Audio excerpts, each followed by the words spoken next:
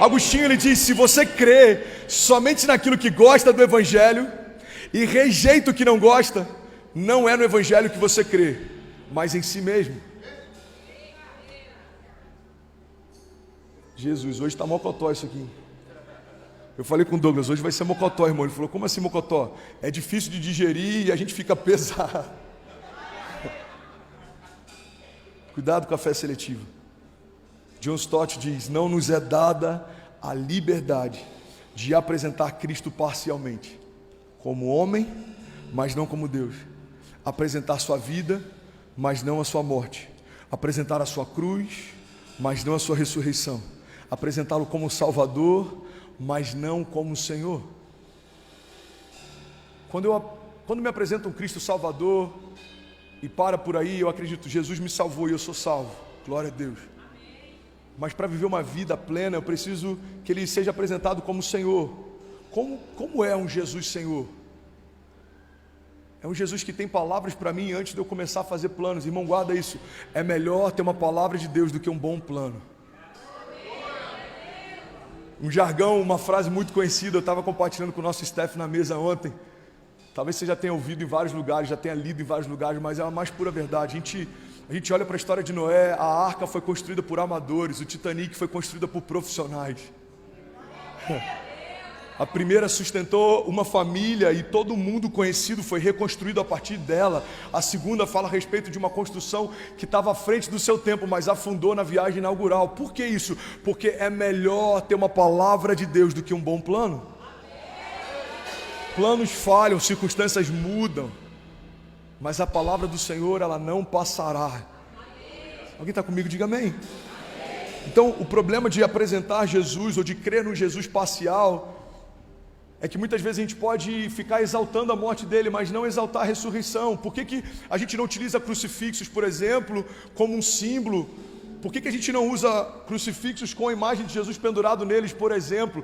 Porque nós relembramos que ele morreu, mas nós celebramos que ele ressuscitou. O milagre do Evangelho não parou na morte de Jesus, mas na ressurreição de Cristo. A Bíblia diz que ele morreu como unigênito, o único Filho de Deus, mas a Bíblia também diz que ele ressuscitou como primogênito, o primeiro de muitos filhos. Você está comigo aí? Diga amém. O problema de uma fé seletiva é que a gente dilui o Evangelho para mais gente ter interesse por ele.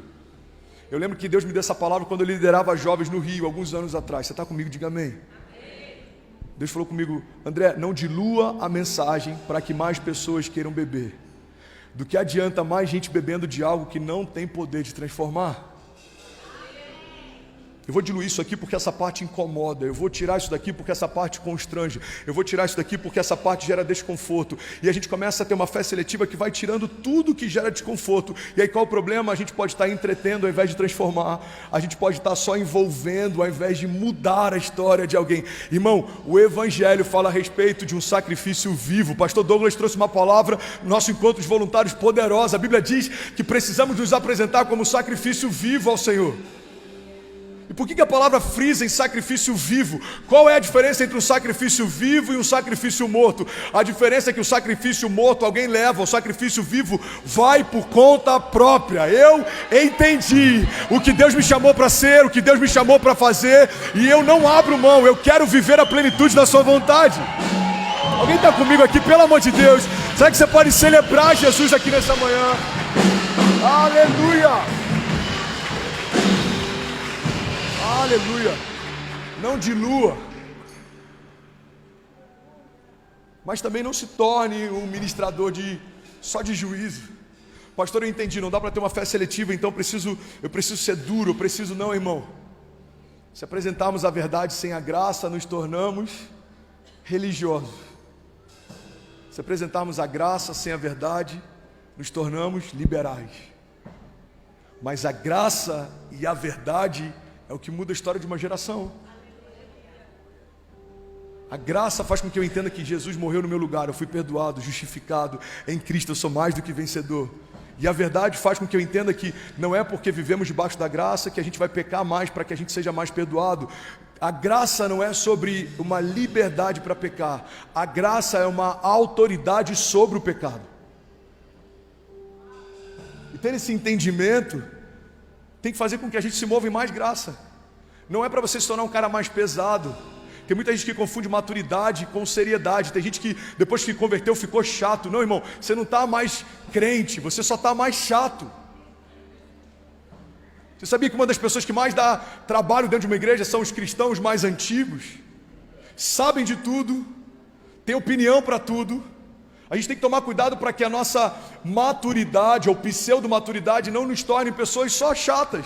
Os religiosos, eles têm uma aparência de profundidade e zelo, mas muitas vezes se tornam pessoas secas e sem vida. Por quê? Porque apontam juízo para todo mundo, mas a graça não nos chamou para que a gente aponte o pecado, a graça nos chamou para que a gente aponte o caminho.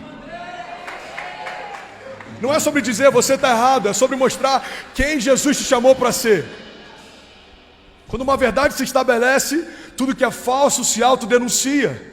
Quando a bondade se estabelece, toda a maldade se autodenuncia. Quando a generosidade se estabelece, toda a miséria se denuncia.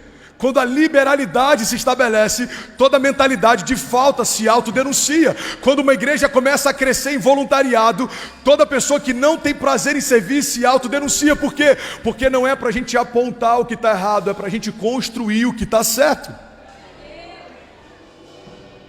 Constranger em amor nada mais é do que caminhar com Jesus, viver algo que constrange quem não caminha e não vive.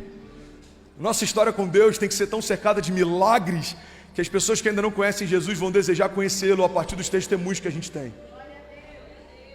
Você está comigo? Diga amém.